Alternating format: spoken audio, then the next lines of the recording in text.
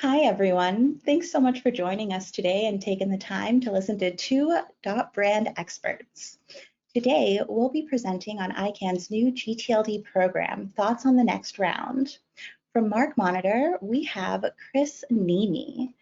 Chris is a domain name professional with 19 years of experience in the corporate registrar space. He's a subject matter expert on the new gTLD program and .brand top-level domains, having managed multiple TLDs through all aspects of the program, from application through to launch.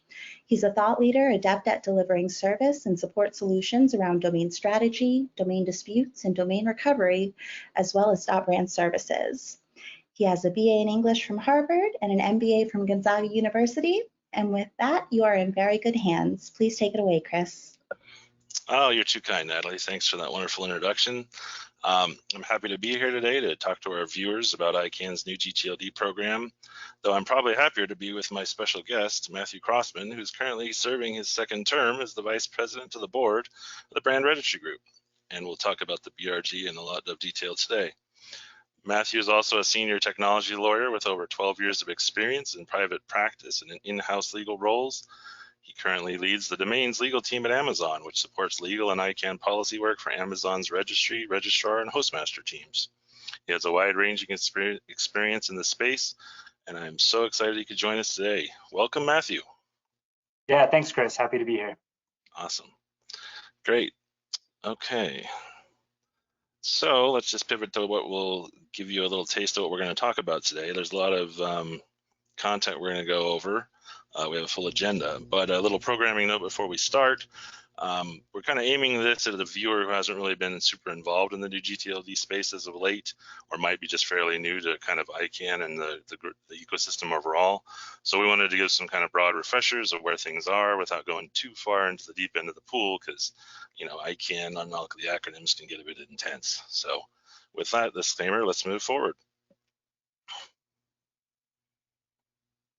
All right. So I always like to start with some kind of broad strokes about history and whatnot. So even though we take advantage, or we take for granted today, kind of the, you know, the ease at which we can use our cell phones and laptops and tablets and whatnot to touch the internet, even as recently as the early 1960s, this was just an idea in someone's head. So as early as 1962, you know, the networking concept of combining computers together was just barely beginning, all the way through the late 60s and into the early 70s with things like ARPANET, which was an early precursor to the internet, kind of doing messaging on networks between various American college campuses, was being championed by the Department of Defense. Moving up into the 80s, we were getting things like the creation of IANA, which is the Internet Assigned Numbers Authority. It's the entity responsible for the global coordination of the DNS route, IP addressing, and other internet protocol resources. For those of you old enough to remember 1985, the first .com domain was registered then. It was called symbolics.com. You get a gold star if you knew that. In a very 2023 vibe, if you actually go there today, you can have an AI do a report about a domain name that you enter there. So I think time is a flat circle. As we continue on into the 90s, the World Wide Web came into existence. And then in 1998, ICANN, the Internet Corporation for Assigned Names and Numbers, was formed as a nonprofit in California. It's a benefit corporation with a community of participants from all over the world who has the mission to ensure the stable, secure, and unified global internet. Up until around 2000, there's a lot of those TLDs that many of us are familiar with, you know, the triedandtrue.com, .net, .org. And then ICANN started sort of allowing for de facto rounds of applications. As you can see, TLDs like .arrow and .pro came around in 2000 or a little bit after that. And then there was another sort of ad hoc 2004 round, which included things like .asia and .travel. Next slide. So those are all considered what we would now call the legacy gTLDs. But as we can see here, there was a lot of policy work that's been done in the ensuing time between 2004 and 2012. ICANN is a stakeholder-driven organization, that's driven bottom up by various constituencies, organizations, and the internet community at large. the people in the community do all the heavy lifting to do this developing the policy work. And as you can see, some of the highlights here were in 2005, the GNSO, or the Generic Name Supporting Organization Council, requested an issue report on the introduction of the new gTLDs. Continuing to do the policy development work, this led to 2007, where the council adopted a final report about the introduction of the new gTLDs. And then in 2008, the ICANN board adopted the GNSO policy recommendations for the introduction of new gTLDs. This all culminated in 2011 when the ICANN board authorized ICANN.org to implement the new gTLD program, announcing that applications for gTLDs would be accepted in Q1 of the next year. Next slide. So after the application window was closed in early 2012, this began a number of processes. Applications that were received during that time were just a little over 1,900 for around 1,400 unique gTLD strings. The first one out of the gate on the launch side was in late 2013, which was an Arabic IDN, or internationalized domain name, for Shabaka, which in Arabic roughly translates to web or network. Even though it's been 11 years, there's still a number of TLDs that are still actively launching. For instance, we're right now in the middle of launch processes for .music, .ing, or ing, and .meme, and others. So in 2023, to level set where we're at, there's still around 1,100 new gTLDs that have been delegated into the root, so they're visible and searchable on the internet, of which around 500 or so are .brand TLDs, which Matthew is going to talk about in a moment. And then overall, the new gTLD registrations were somewhere in the neighborhood of 33.5 million domains that are currently registered in the broader domain ecosystem. So with that, Matthew, why don't you take us into what an actual .brand is? Yeah, and thanks for that, Chris. So I think to understand .brands, we really have to start with specification 13 or spec 13. I'll use those interchangeably. So what is specification 13?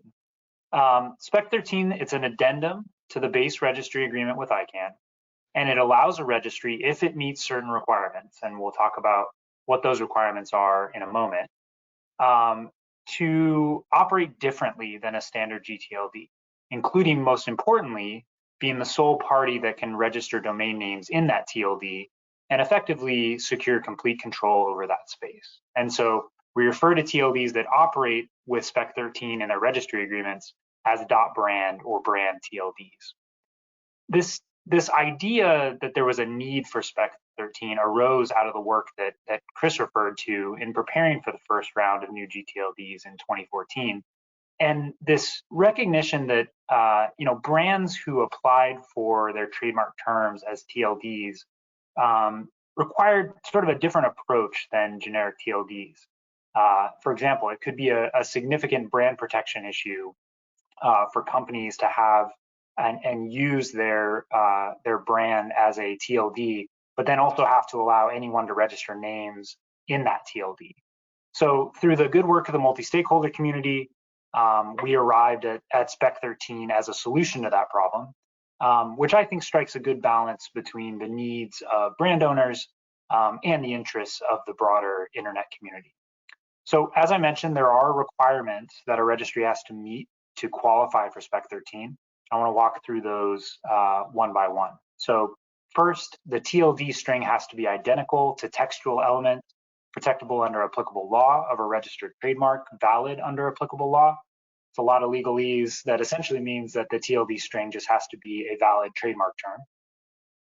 Second, only registry operator, its affiliates, or trademark licensees are registrants of domain names in the TLD and control DNS records associated with domain names at any level in the TLD. This is actually super important and one of the key benefits of a .brand that I'll talk a little bit about later. This is the requirement that essentially gives the brand sole control over the entire space. Third, the TLD is not a generic string TLD. This is something that's defined elsewhere in the registry agreement. Essentially, it can't be describing a general class of goods, services, groups, organizations, or things.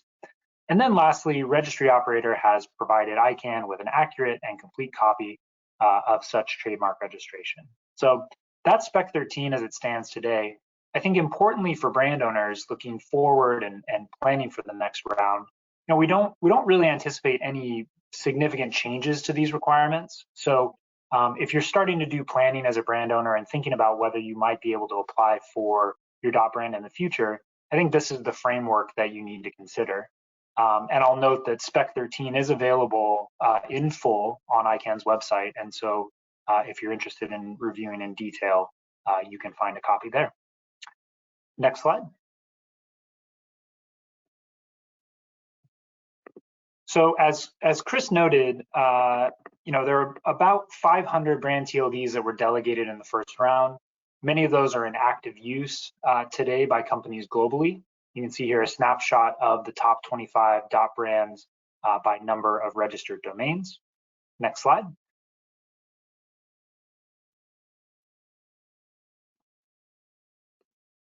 And I think it's interesting when you sort of dig into the top 25 and parse this data, you can see that the .brand adoption isn't really limited to a single sector. It's not, say, just tech, as you might expect, but there's also major players from banking and financial services, the automotive industry, media, retail, and pharma that are using .brands.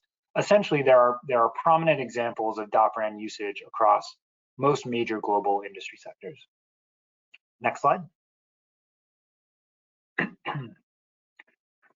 So what is so great about .brands and why should you have one? So I think there's a lot of advantages, but let me focus on sort of three key ones to me.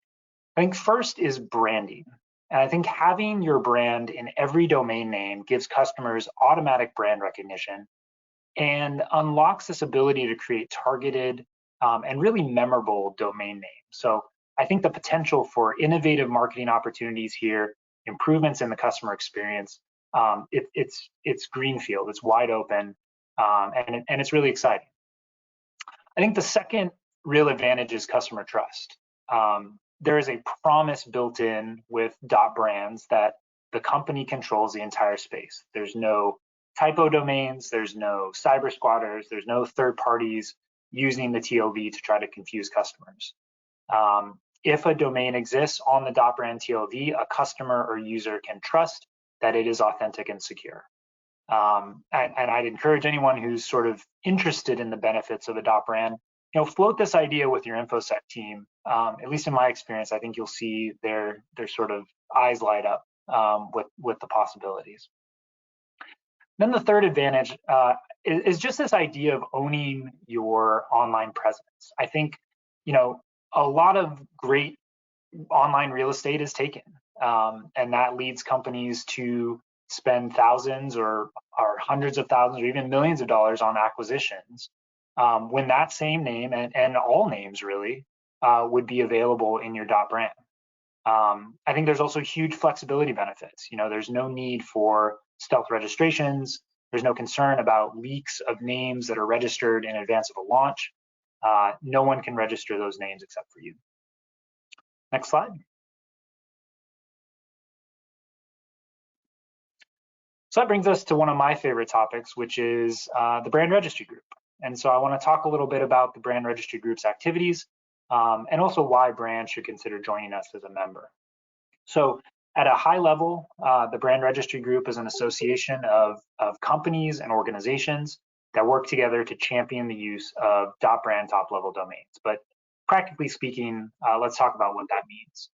First, we are a technical and operational resource for our members that are launching or using their .brands. The idea is that we're building a community. We want to emphasize knowledge sharing, bringing together folks who are operating in the space to share learnings and their best practices.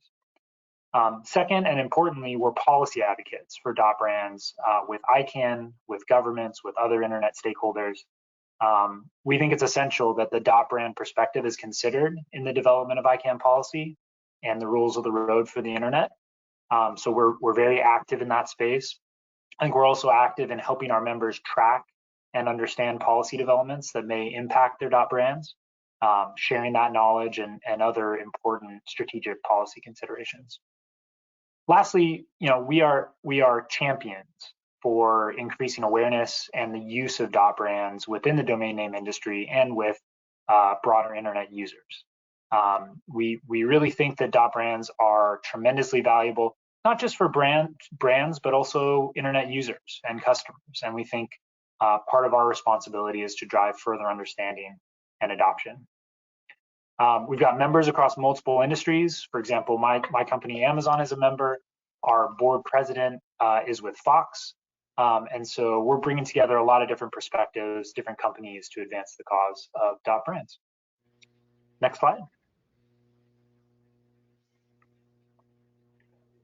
So if you're a company that has your .brand and want to develop it further, or you're a company thinking about applying for your .brand in the next round, we absolutely want to hear from you, and we would love to have you join us as a member.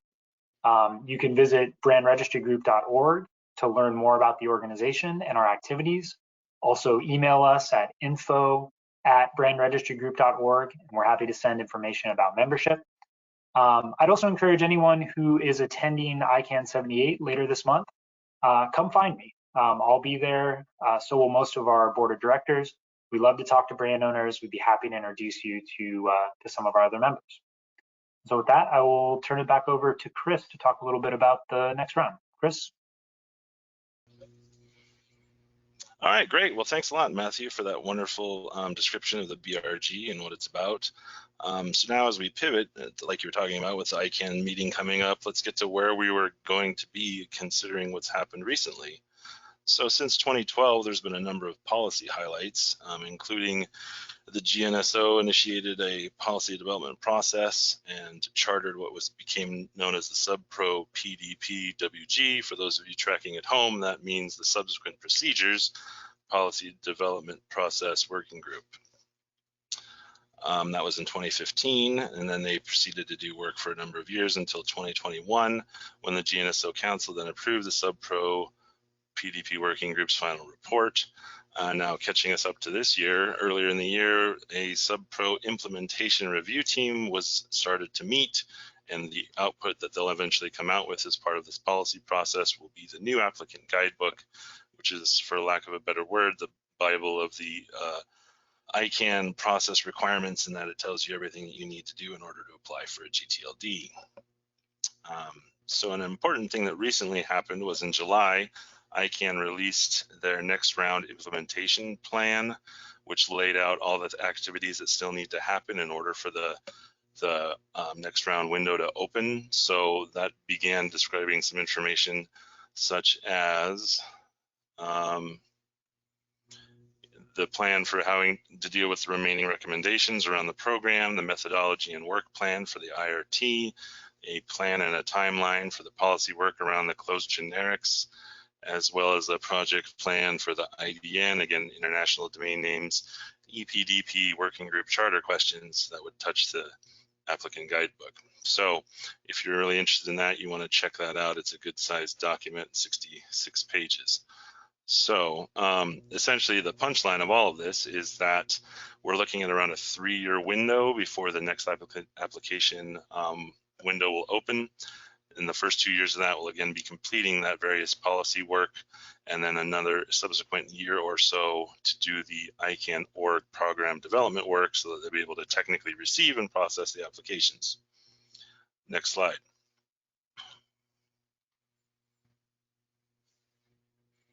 So as you can see on this slide that ICANN released, there's sort of 4 main work streams. They're divided into 2 components. Again, the one is the policy work, which is that third one down, that kind of goldenrod color. And then the other 3 are subsets of the program development work that, again, ICANN org is taking on and will resolve hopefully again in that early 2026 window and, the end of Q1 or early Q2.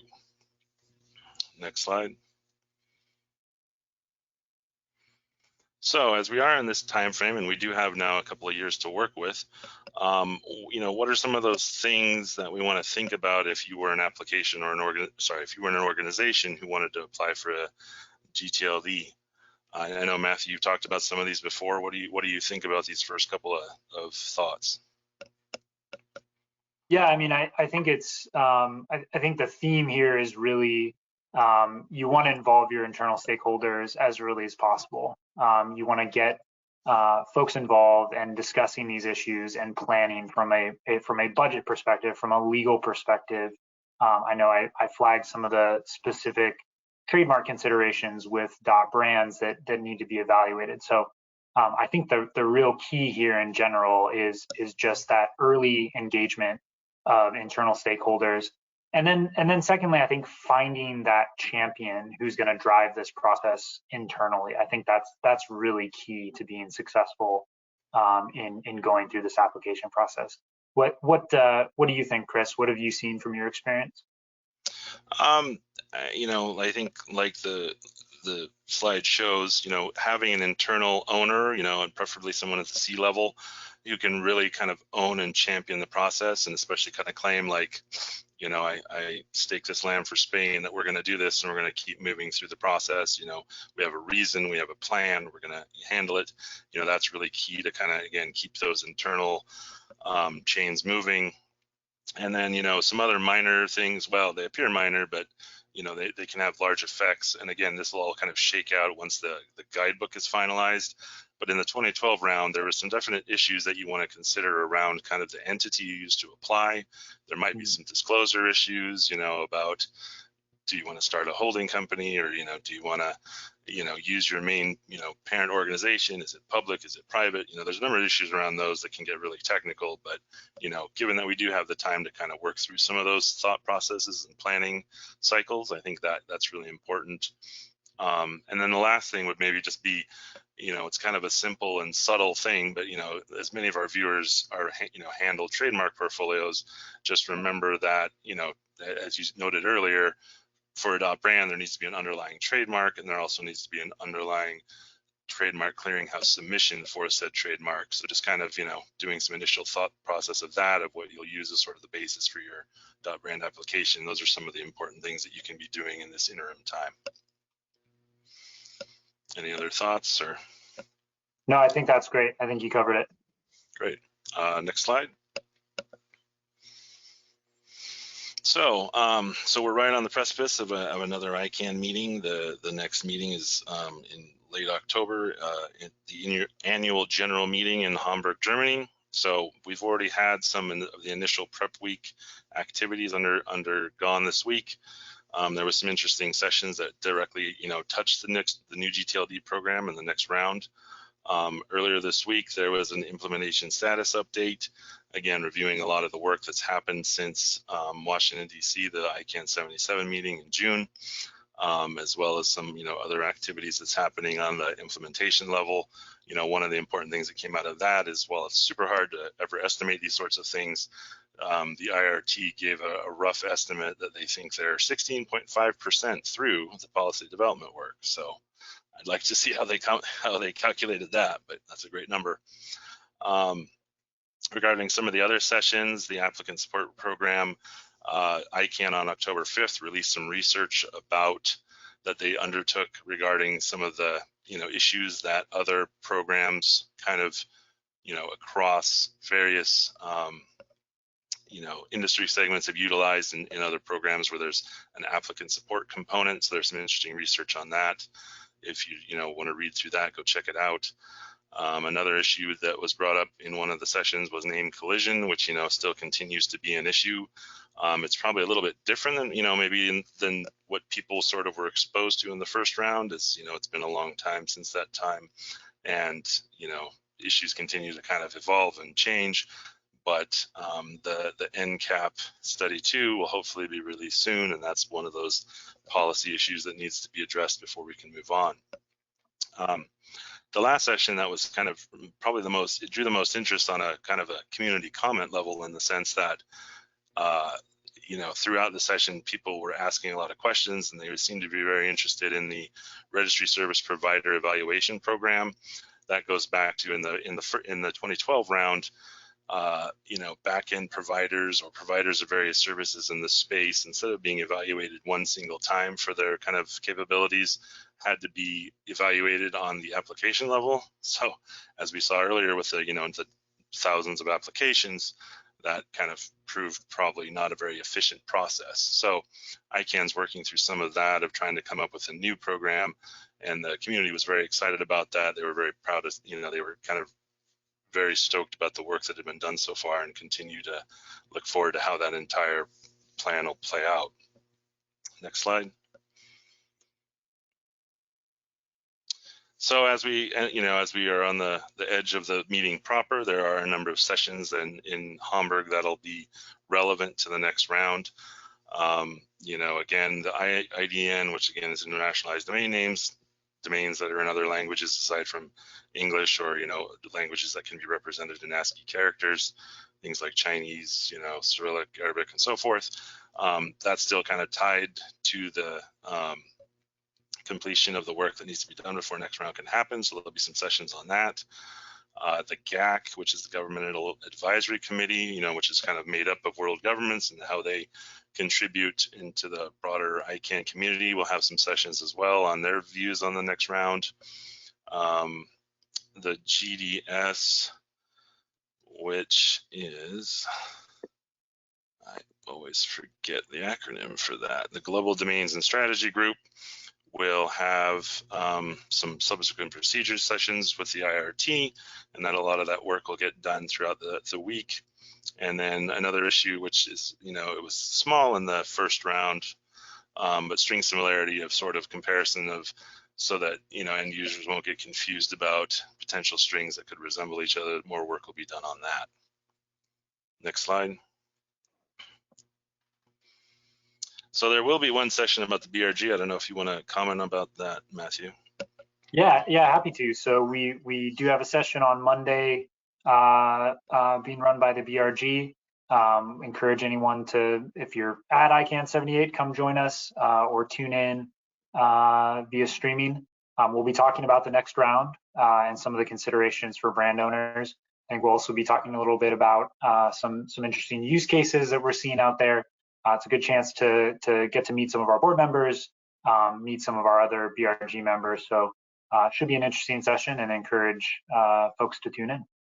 All right, great. And then a couple other sessions that are sort of relevant have to do with GNSO. Some of the small team is working on some of the remaining outlying pending recommendations from the last round. Are working on that, as well as, like I was talking about a moment ago, some more work on the NCAP again discussion.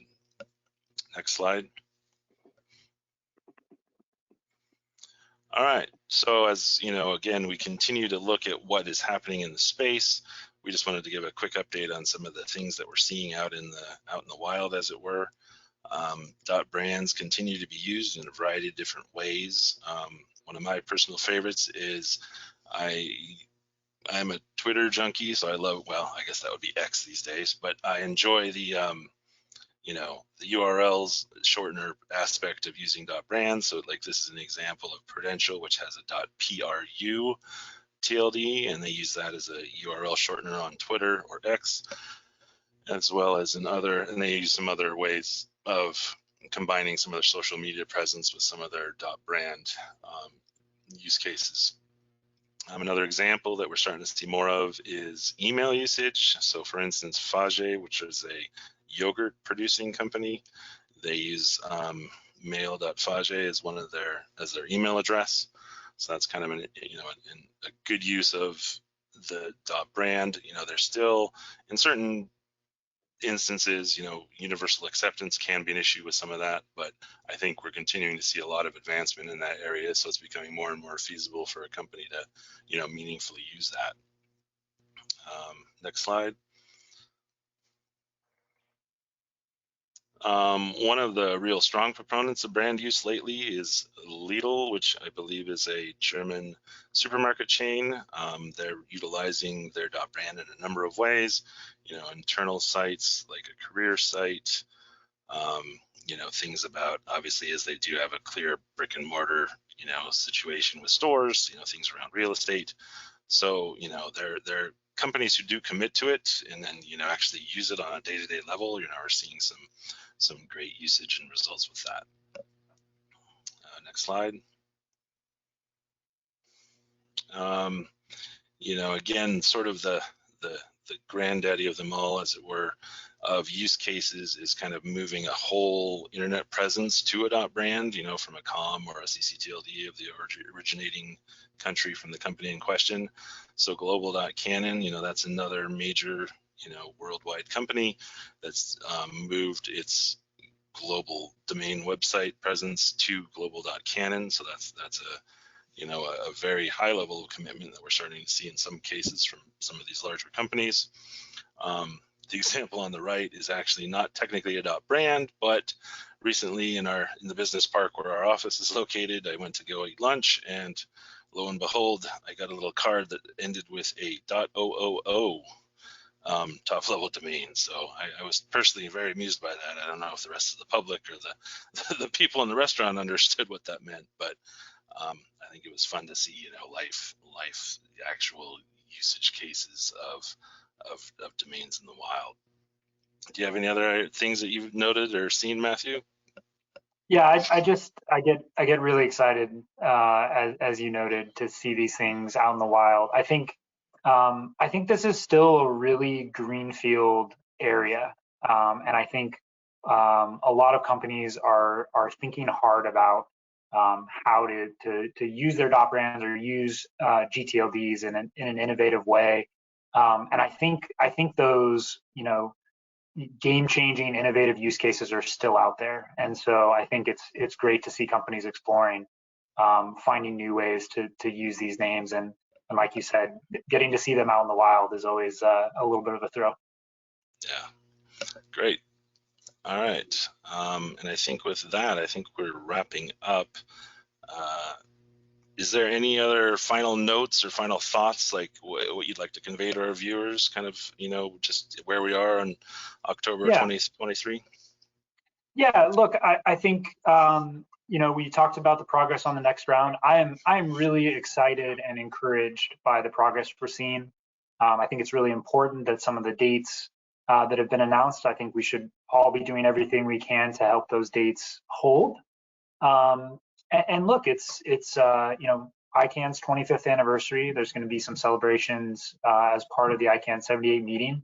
And I think this is a great example of the continued strength and vitality of the multi-stakeholder model. And so I'm really encouraged by the progress that's been made, and looking forward to continuing that progress and working towards the next round. Excited to continue to help support innovation and engagement with .brands and with new gTLDs. And again, if anyone listening is interested in learning more about the Brand Registry Group and what we do, feel free to reach out. Great.